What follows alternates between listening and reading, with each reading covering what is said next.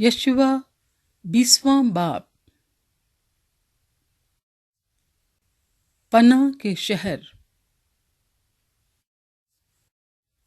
और खुदावंद ने यशुआ से कहा कि बनी इस्राएल से कह कि अपने लिए पनाह के शहर जिनकी बाबत मैंने मूसा की मार्फत तुमको हुक्म किया मुकर्रर करो, ताकि वो खूनी जो भूल से और नादानिस्ता किसी को मार डाले वहां भाग जाए, और वो खून के इंतकाम लेने वाले से तुम्हारी पनाह ठहरें। वो उन शहरों में से किसी में भाग जाए और उस शहर के दरवाजे पर खड़ा होकर उस शहर के बुजुर्गों को अपना हाल कह सुनाए। तब वो उसे शहर में अपने यहाँ ले जाकर कोई जगह दें, ताकि वो उनके दरमियान रहे।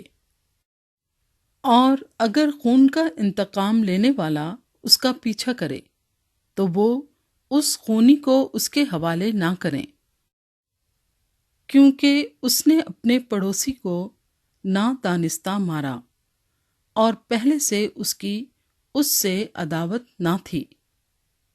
और वो जब तक फैसले के लिए जमायत के आगे खड़ा ना हो और उन दिनों का सरदार काहिन मर ना जाए, तब तक उसी शहर में रहे।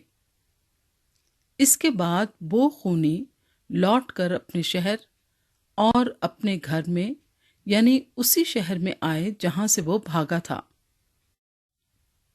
बस उन्होंने नफ्ताली के कोहिस्तानी मुल्क में जलील के कादिस को और इफ्राहिम के कोहिस्तानी मुल्क में सिकम को और यहूदा के कोहिस्तानी मुल्क में करीत अरबा को जो हबरून है अलग किया, और यरूहू के पास के यरदन के मशरिक की तरफ रूबन के कबीले के मैदान में बसर को जो बियाबान में है, और जद के कबीले के हिस्से में रामा को जो जलाद में है, और मनस्सी के कबीले के हिस्से में जोलान को जो बसन में है मुकर्रर किया।